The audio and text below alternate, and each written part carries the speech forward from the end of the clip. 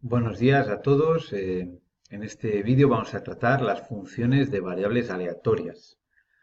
¿Qué quiere decir esto? Pues esto significa básicamente que eh, buscamos deducir la ley de probabilidades de cierta variable cuando esa variable viene dada como función de otras variables.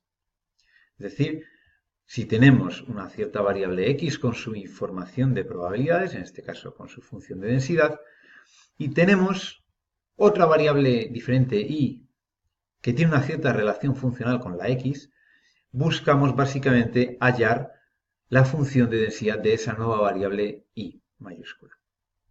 ¿Vale? ¿Cómo hacemos? Bueno, pues planteamos en principio la definición de función de distribución de la variable y, que sabemos todos que es la probabilidad de que la variable tome valores menores o iguales con cierto valor y minúscula, e introducimos en esa definición la relación funcional entre ambas, es decir, esta g de x igual a y, ¿vale? Sustituimos la y por g de x y lo único que nos quedaría en este proceso sería, dentro de esta expresión de probabilidades, despejar la variable x, de manera que hemos convertido una probabilidad en y a una probabilidad en x. Entonces habría que despejar esta x de esta función g de x. Vamos a denotarlo, en principio, como que al despejar la g hacia el otro lado, nos va a quedar un cierto intervalo, ¿vale? Un cierto intervalo en el cual vamos a calcular la probabilidad de que la x esté incluido, ¿vale? A ese intervalo lo denotamos como g menos 1 de menos infinito y, puesto que menos infinito y era el intervalo inicial de partida de la variable y, ¿vale? Esta probabilidad sabemos, si esto define un intervalo, que se calcularía como la integral en ese intervalo de la función de densidad de la x, ¿vale? En este caso porque ya hemos despejado la x y es una probabilidad, por tanto, en x, ¿vale? Como la función de densidad de la x la conocemos, ya podríamos calcularla y evidentemente en este intervalo es donde aparecería la variable y, por tanto, esto nos quedaría en función de la y, ¿vale? Como hemos dicho, este g-1 de menos infinito y representa todos los valores de x en los cuales g de x es menor o igual que y minúscula. ¿Vale? La función de densidad, una vez hallada la función de distribución, bastaría ya con derivar dicha función para llegar a la función de densidad de la variable y. Vamos a ver un pequeño ejemplo de cómo se aplicaría este proceso de cálculo, ¿vale? Suponemos una variable x continua con densidad f de x igual a 1 en el intervalo 0, 1. Y suponemos una variable y, que es justamente la variable x elevado al cuadrado. Vamos a tratar de hallar la densidad de la variable y. Plantearíamos la definición de la función de distribución de y, es decir, probabilidad de que la variable sea menor o igual que un cierto valor y minúscula. Y sustituimos la g de x, en este caso, y es igual a x cuadrado, por tanto, se nos queda la probabilidad de que x cuadrado sea menor o igual que y.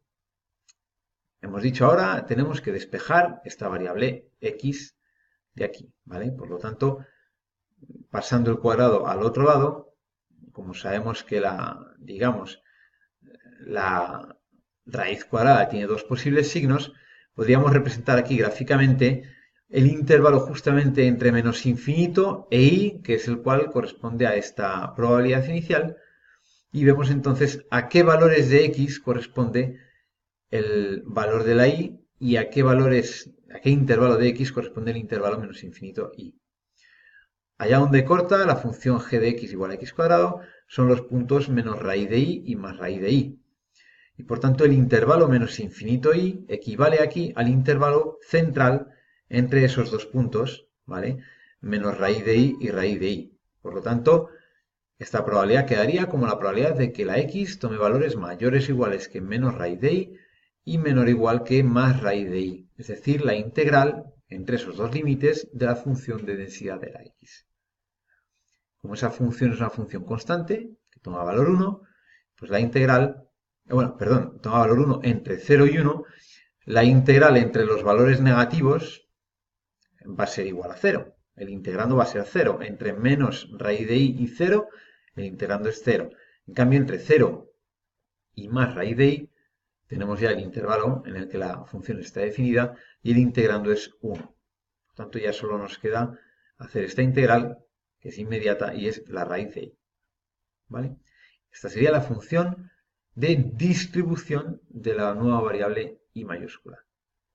Si queremos hallar la función de densidad, basta con derivar esta función de distribución y obtendríamos la función de densidad de la variable y. ¿Vale?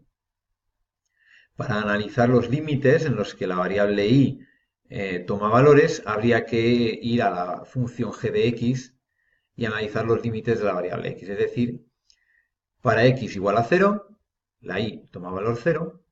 Para x igual a 1, la y toma también valor 1. Por lo tanto, esta función de densidad de la y está definida entre 0 y 1 también para el caso de la variable y.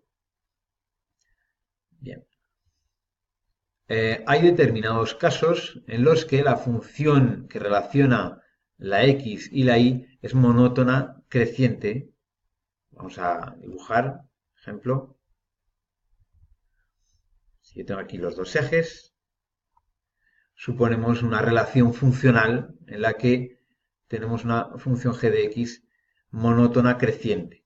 ¿Vale? Esta sería g de x. Bueno, mi caligrafía con el puntero no es excelente.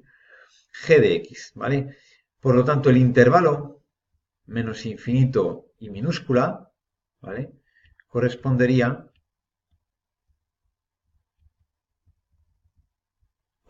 justamente con un intervalo g menos 1 de ese cierto valor y, ¿vale? Hasta menos infinito. Es decir, este intervalo corresponde también con un intervalo concreto que es desde menos infinito hasta ese g menos 1 de y. ¿Vale? Luego entonces la integral estaría mucho mejor definida, ¿vale? En este caso, ese intervalo correspondería justamente con el intervalo menos infinito g menos 1 de y para la función de densidad de la x. Realizando la derivación en ambos lados de la expresión, ¿vale? Dentro del signo integral, vamos a aplicar la regla de Leibniz. Tendríamos la expresión siguiente, ¿eh? La derivada de la función de distribución de y nos daría la función de densidad de y, y en este lado, en la integral, tendríamos la derivada de la g menos 1 de y por la f de x en el punto g menos 1 de y. ¿Vale?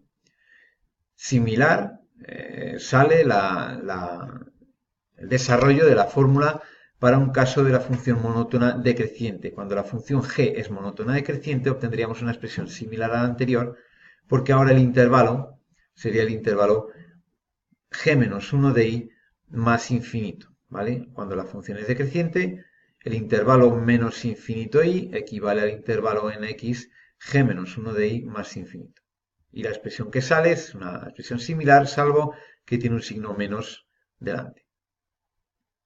¿De acuerdo? En general, si aglutinamos las dos expresiones en una sola, tendríamos que el valor absoluto de esa derivada por la función f de x en el punto g menos 1 de y sería la función de densidad de la y. Dado que en este segundo caso la derivada es negativa por ser monótona decreciente y el menos de la derivada con este menos se queda más también. Vamos a ver un par de ejemplos donde aplicaríamos esto. Suponemos una función de densidad f de x continua, ¿vale? Y una relación funcional y, no se ve muy bien, pero es una y igual a más bx. Es una función monótona creciente porque es una recta, ¿vale? Es una recta. Suponemos que b es distinto de 0. Hallaremos la densidad de y. ¿Vale? Aplicamos en primer lugar la g de x, su inversa, la g menos 1 de y, ¿vale? Esa g menos 1 de y surge de despejar la x de aquí. Tendríamos que es igual a y menos a partido por b. Y en la expresión que teníamos, ¿vale? Tendríamos que calcular la derivada de g menos 1 de y en valor absoluto y multiplicarla por la f de x en el punto g menos 1 de y. Si realizamos la derivada, es igual a 1 partido por b, ¿vale? Y la f de x, la que fuera, en cada caso, la analizaríamos en el punto y menos a partido por b. Otro ejemplo puede ser aquel en el que la y es igual a 1 partido por x, en este caso es una monótona decreciente, ¿vale? Igualmente habría que despejar la x, con lo cual tendríamos que la g menos 1 de y es 1 partido por y, y al aplicar la expresión, la derivada de esta fórmula es 1 partido por y cuadrado, a la que multiplicaríamos por la f de x en el punto 1 partido por y. Bien, pues espero que os haya quedado claro. Es muy importante este cambio de variables, estas funciones de variables son muy importantes a lo largo del curso de estadística. Bueno, nos vemos en el siguiente mini vídeo. Hasta luego.